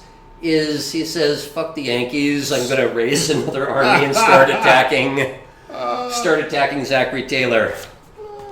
Oops. Yep. I'm sure the Yankees will never create a serious problem for themselves ever again by backing the wrong guy in terms of a military situation. Yeah, like you said, this works as well as it does in a modern American war. They attack Taylor at the Battle of Buena Vista, which it's a very bloody battle on both sides. Both sides claim victory, both sides take huge losses. But one thing that's important to talk about is the Mexicans have a group called the St. Patrick's Battalion. One thing that's going on at the same time as all of this is the Irish, let's say they have a bad potato crop. Let's be euphemistic and say that. And there's a phrase, Irish volunteers, because when the economy gets bad in Ireland, when the Irish are looking for a plate of beans and a place to sleep at night, they frequently volunteer for other people's armies. And there's this group called the Patricios, or the St. Patrick's Battalion, who are mostly Irish expats. Later on in the war, actually a bunch of Americans, including American Catholics, will desert and switch sides to the Mexicans by joining the St. Patrick's Battalion. But the reason I'm bringing them up here is that they are part of the group that Santa Anna marches north, and a lot of them get their heads blown off. Like I said, both sides claim victory, but Santa Anna has to very, very quickly retreat because the attack on Veracruz has just started. In March of 1847, Winfield Scott sieges Veracruz for 3 weeks. Eventually the city capitulates, helped along by a little bit of Mexican government dysfunction, which meant that the reinforcements arrived a bit late. You had one job, guys, one job. The Americans have a few dozen casualties. Mexico has hundreds, plus 3,000 captured, plus a bunch of civilian casualties that probably number in the hundreds. While all of this is going on, the conservative centralized government collapses, and the old liberal constitution, the one that was there after they killed the emperor, they decide to restore this constitution, restore the old liberal system of decentralized government. And if you'll recall, after Santa Anna had become liberal and thrown off the conservative leader, he put his puppet named Valentin Farias in charge.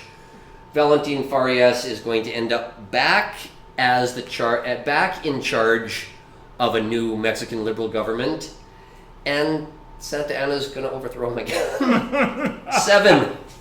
Jesus. Technically speaking, this one is not as violent. It's just the war is going on, and Santa Anna says, Valentin, you don't have this, get the fuck out. But yeah, this is 7 times he's played a role in overthrowing the leader of Mexico.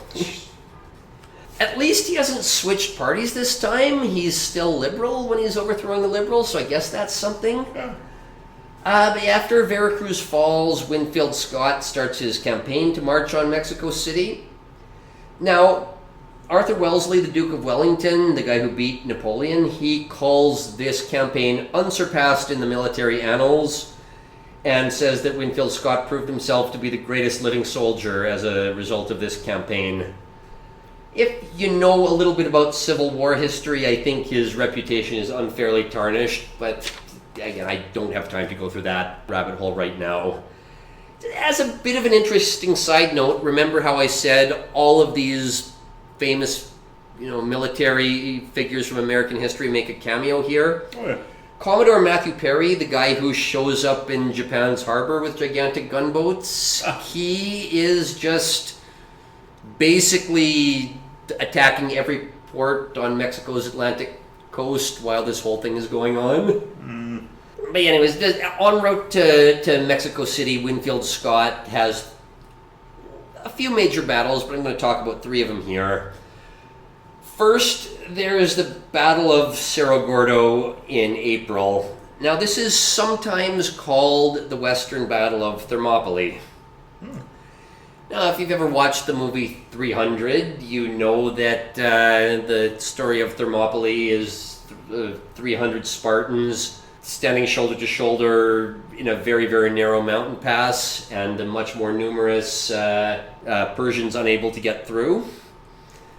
Why is this battle called the Western Thermopylae? Well, there is a narrow mountain pass. It does have that in common, and Santa Anna says, you know what, we just need to station the Mexican army in this narrow mountain pass, and the Americans will never be able to get through. But how does the story of the 300 Spartans end? How is the Battle of Thermopylae lost? It's lost when Epheltes, he decides to betray the Spartans and show the Persians a way around the gates of Thermopylae. The Mexican locals are no fans of Santa Anna at this point after decades. So they show the Americans, interestingly enough, a young Robert E. Lee at this point is the guy who the Mexicans show a way around Santa Anna's army. And the Americans are able to get howitzers on top of a hill, sneak around the back of Santa Anna's guys, and Santa Anna's well-laid plans just don't work out so well. And that's why it's called the Western Battle of Thermopylae. Oh, okay. So, yeah, so not only, though, were the Mexican army caught off guard by the Americans sneaking around the back of them, Santa Anna had taken his leg off and was eating chicken for lunch when his encampment stormed. The Americans not only take his cork leg, Yep. they not only get his backup spare peg leg, they not only play baseball with his backup peg leg, they eat the chicken that he was eating. So That checks out. So, yeah, not the best day in the chronicles of Antonio Lopez de Santa Anna. You can change the government, but you can't change the American state. The Mexicans still do have greater numbers to dig in and defend Mexico City. So Winfield Scott does something absolutely insane. He cuts his own supply line and tells his men that we're going to live off the land while we storm Mexico City. Oh, God. He knows that's impossible, right? I guess not. All right. He should have known that was impossible, but, This is you know, such productive way. there's a reason we're talking about this war as if the Americans won it, because the Americans did win it. Fucker was crazy, but it worked. Eventually, the Americans arrive at Contreras, which is pretty close to Mexico City. The Mexicans still do have better numbers, but the Americans manage to intercept the Mexican supply line, and it's a rout. Oh, The next day, you have the Battle of Churubusco, which, again, it's within striking distance of Mexico City. The Mexicans have retreated into a convent. okay. And, you know, this battle is famous for kind of being the last battle before Mexico City falls. You have young Mexicans who drape themselves in the flag and jump off the tower of it because they don't want the Americans being able to capture the flag. So it's honorable, I guess. But this is where these Irish volunteers in St. Patrick's Battalion are not going to have a good time. No. Yeah, and again, like I said, a lot of American deserters have joined the St. Patrick's at this point, including a lot of American Catholics. And yeah, they are not going to be treated well when the Americans take them prisoner. A lot of them are going to be court-martialed. A lot of them are going to be shot. They got more. Yeah. They don't believe in birth control. Yeah. The Americans storm into Mexico City, and Winfield Scott becomes the occupying governor of the city. The Mexicans, locals, they really don't care that much. You think they like these fucking Mexican politicians who keep stabbing each other in the back every 6 months? They have no problem with an American army who, led by a guy who at least looks like he knows how to keep order. You know, so I mean, even throughout Mexico, people's primary loyalties are to their tribe or to their village. But Santa Anna has fled Mexico City. He's nowhere to be found. He's out raising more militias. Polk's cabinet, at this point, they're talking about taking over all of Mexico. We've just taken their capital, so why don't we just take the whole fucking country? But this is kiboshed because, you know, the north of Mexico, what's California and Texas and the region in between, it's gigantic, but nobody lives there, so, you know, who really cares? Mexico is run by a bunch of Mexico is populated by a bunch of indigenous people. Mexico is populated by a bunch of Catholics. The Americans aren't stupid enough to believe that diversity is a strength at this point, so they decide... Yeah. So they decide, you know what? We are going to take the land up in the north, because we could do a lot of good things with that land, but Mexico can remain Mexican. Imagine if these guys had to see modern day California. I'm depressed seeing California. Are these new settlers living in tents? No. Something Oh! President Polk does send Nicholas Trist to Mexico to settle this dispute. These discussions are long and contentious, and like I said, Santa Anna is raising these militias. So, you know, they decide, okay, we'd better get the hell out of here and hammer out a treaty, and it's called the Treaty of Guadalupe Hidalgo. The Americans do purchase a large amount of land just because they want this treaty being done before Santa Anna ambushes somebody in the middle of the night. So Mexico does get $50 million out of this, but the United States gets 500,000 square miles, which is most of the southern United States. Good deal. Well, most of the southwestern United States, I should say. So I'm just going to give a quick recap. In 1841, there was a huge swath of land called Oregon that nobody claimed. The United States was dealing with petty politics. They elect an unknown as president who promptly drops dead. And most of what's now the Southwest is Mexican. In 1848, 7 years later, the borders are essentially what they are today. That's just how quickly it changed. Again, Canada is still 6 or 7 colonies plus the Hudson's Bay Company, but if you're a geography nerd, you look at the map, you'd probably recognize it. But if you're an OCD geography nerd, you're going to say, wait a second, something doesn't look right here. There's a little chunk of Arizona missing. It's like a jigsaw puzzle missing one of the pieces. What gives here? Well, we will address that very, very shortly, but I'm just going to give a bit of an epilogue to the American story so we can close out this storyline as well. Andrew Jackson dies. So who's going to be in charge of the Democratic Party now? For 20 years, the Democrats were just the party that did Jackson's bidding, and the Whigs were the anti-Jackson party. What's going to happen now that this guy is croaked? Well, for a lot of reasons, the Whigs are going to become the party of the North, and the Democrats are going to become the party of the South. The obvious reason is slavery, but also don't overemphasize that either. A large part of it is religious, as the northern states are going to see a revival of the fanatical New England Puritanism, people who see sin as an existential threat, and it's not good enough for them to be saved by Jesus Christ. They need to make sure you are not sinning either.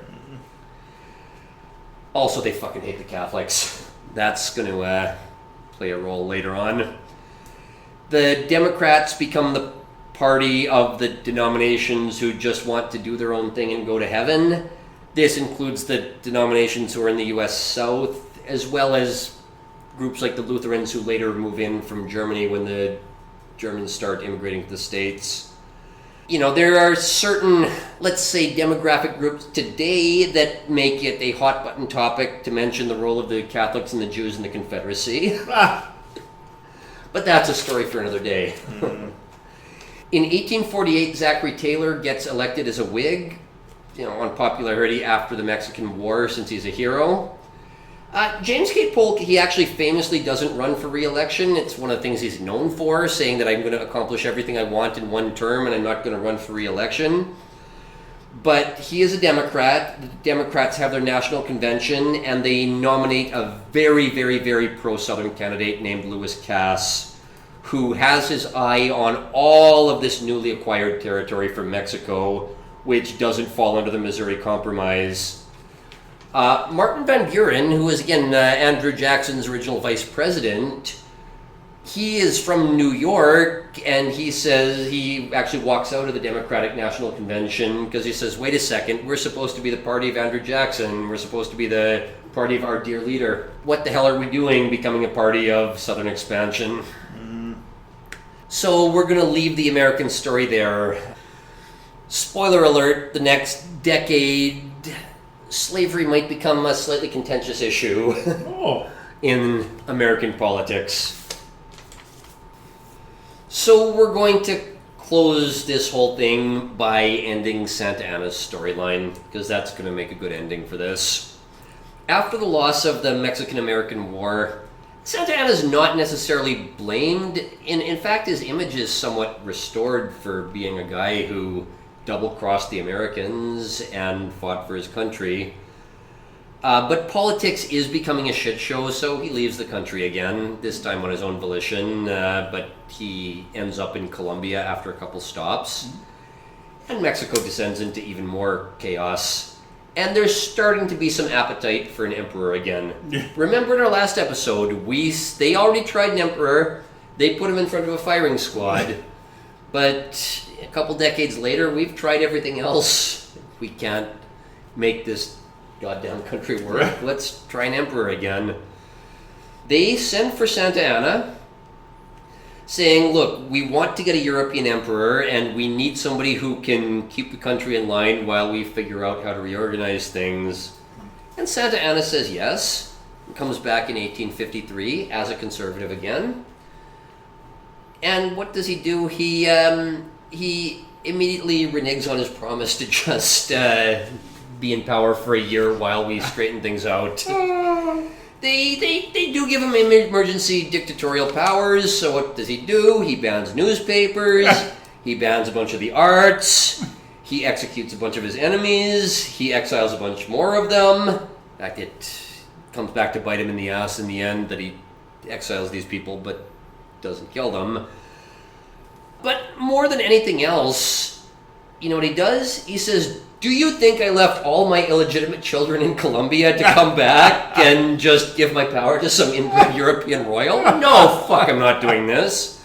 He declares himself ruler for life and starts demanding again that people refer to him as His Most Serene Highness. Xi Jinping. He, like I said, he exiles a bunch of these liberals, and eventually he meets his match in an indigenous liberal. There was also a lawyer named Benito Juarez, who is just as ruthless as he is. It's kind of fitting that this guy is the namesake of Ciudad Juarez, which is right across from El Paso, which is probably the biggest war zone in Mexico right now. It's violent even by the standards of Mexican cartels. We will talk more about this Benito Juarez guy next time. Spoiler alert, he's going to take power and the country's going to descend into a full-on civil war. So, remember I said at the start of the last episode, things are just never going to get better for Mexico, things are just going to keep going from bad to worse? Well, they are. But in the meantime, the liberals are hatching a plan to depose Santa Anna and this Benito Juarez guy from exile. He's a key player in it. Remember, Santa Anna's been on the scene since the early 1820s. He's been playing politics. He's been putting down rebellions. He's been fighting wars. He's been losing legs. He's been losing prosthetic legs. He's been declaring himself His Most Supreme Highness. But his final undoing, the straw that breaks the camel's back, He trusts bankers. Insert merchant meme. Yes. I'm not sure if they are those merchants. I think they're just American waspy bankers, but these are people you don't want to trust. Sometimes that's worse. Yeah. Remember how I said there's that one missing puzzle piece, that chunk of Arizona that's missing from the map? Well, so there's a lot of secondary considerations to the Gadsden purchase, but the long story short is that the Americans want this chunk of land because it would be great for a railroad to connect everything to California. The Southern Pacific Railroad isn't actually completed until 30 years later, but they still want this land because it would be great for a railroad. It's nice to see that kind of long-term planning for infrastructure. Yep. Yeah. The world was a different time back then. Yeah. Mexico is just so cash-strapped at this point, though, that Santa Anna just agrees to the sale. He's not going to fight over it. And in fact, it's cash-strapped to the point that he tells the bankers, look, we need the money in the treasury, so just charge whatever fees you need to expedite the deal. Oh. You never, ever say the word charge whatever fees you need to a banker. No. No, you don't. You know, eventually less than half of the money that the Americans pay for the Gadsden purchase ends up in the Mexican treasury. Less than half. So partially because of the depleted funds, which leave Santa Anna without much of a war chest, and partially just because it's Mexico and overthrowing the government is just a Tuesday there. A group of guerrillas led by Juan Alvarez and supported by the exiled liberals, they fight for 19 months, eventually marching a brigade into Mexico City. The elites turn on Santa Anna. He abdicates, but he's abdicated how many times in the past? This is nothing new. But they confiscate all of his property because, you lost all our money to the bankers. You're paying for this. And so the liberals seize power, and this paves the way for La Reforma, the liberal reforms that happened a few years later. Now, this is not one of these liberal reforms that survivorship biases their way into a narrative about the right side of history. This is a fairly standard run-of-the-mill liberal reform which plunges a country into civil war. Oh, okay. So that's the next episode. We're going to continue talking about we're going to continue talking about Mexico's descent into dysfunction. Santa Anna spends the rest of his life in exile and poverty. He's made how many comebacks in his life by this point? He claims he's going to make another one. He does try, but it doesn't work, and he's just finished. Because the guy's just a man with amazing staying power. He does outlive Benito Juarez, and Benito Juarez is 12 years younger than him. After Benito Juarez dies, Santa Anna does come back to Mexico and dies in poverty, but at least he does die on his homeland. And that's that. Santa Anna, it's a long storied life, and honestly, nothing that he did really lasted after he was gone. He's remembered as the dude who sieged the Alamo, but that's like writing an obituary about Albert Einstein and calling him a patent clerk. Like, Adolf Hitler, art school reject, kills himself. It just doesn't really do justice to life and times of this guy. Henry Ford, author of a book on international relations, passes away. Like I said, it's just banking reformer. It's amazing just how little impact a guy like this has in the long run, partially because he had no friends who he didn't eventually violently overthrow, and partially just because with no friends, you don't have any history books or hagiographies to be written making you look like a hero. It also just goes to show that some people have a talent to always be in the room when important shit goes down, whether or not these are truly people who can affect change. Maybe they're just really, really good bullshit artists who can last for, in the case of Santa Anna, more than 3 decades. Sound and fury signifying nothing. I think that's the perfect place to end it. All right, see you next week, guys. All right, you know the drill. Like and subscribe on YouTube or wherever you get your podcasts. Support us at kofi.com/Radio Free History or at subscribestar.com/radio-free-history.